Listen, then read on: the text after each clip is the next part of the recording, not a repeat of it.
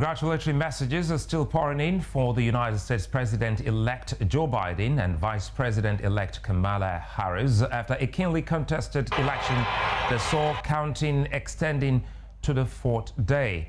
African leaders have congratulated the duo, expressing hope that ties will be restored between the continent and the U.S.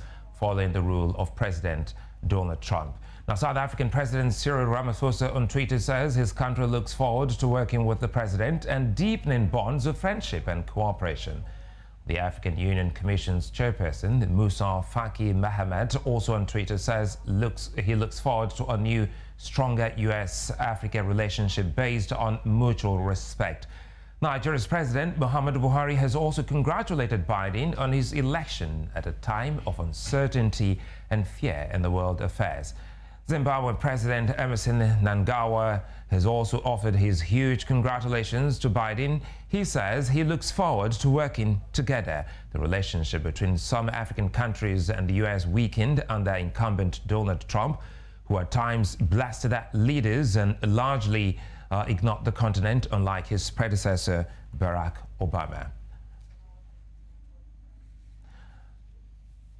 Let's now go to Beirut, where Geroge Ajjan, who is an international politics and political strategist, joins us now. George, very quickly, is a moment that many didn't see coming. Did you see this happening for Joe Biden?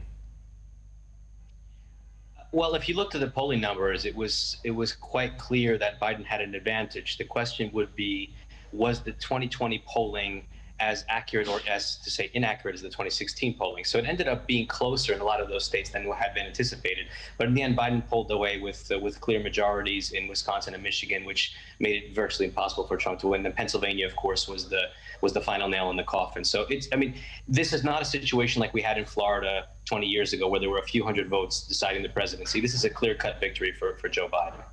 So what would you say is responsible for this? For instance, in Georgia, that used to be a red state for the Republicans, now it's turned blue.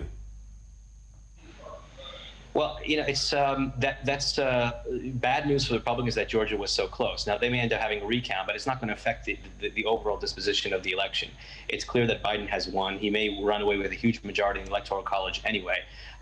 And so the important thing to look at with Georgia is what comes up in these two Senate races, which will both go to runoff elections in January. And those two races will decide the fate of the Senate and the control of the Senate, and therefore the control of Washington in general, because the Democrats, of course, will have the White House, they'll have the House of Representatives, and if they have the Senate, and they, of course, have the tie-breaking vote in the Senate, because Kamala Harris will, as vice president, will be president of the Senate. She can break any tie, 50-50 tie in the Senate.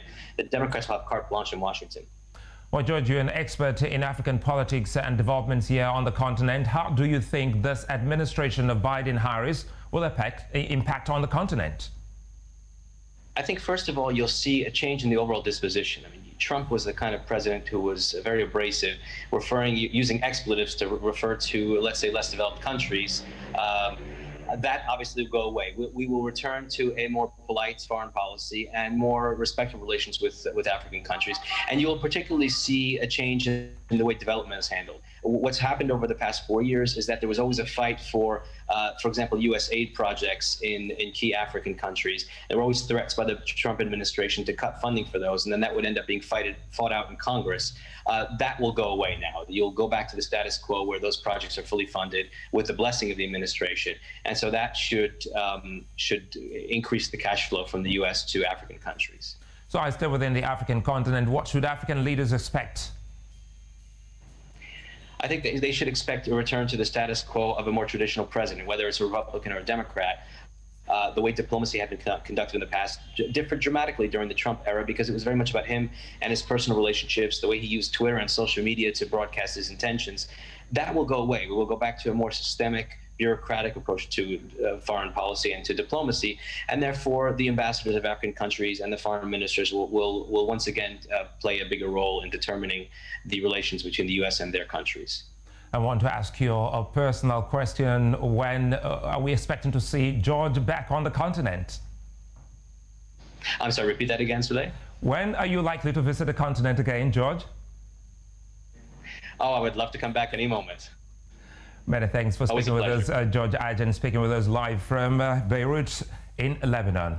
Still on election matters, Egyptians have concluded the second and final phase of parliamentary elections in which supporters of President Abdel Fattah al-Sisi are expected to win.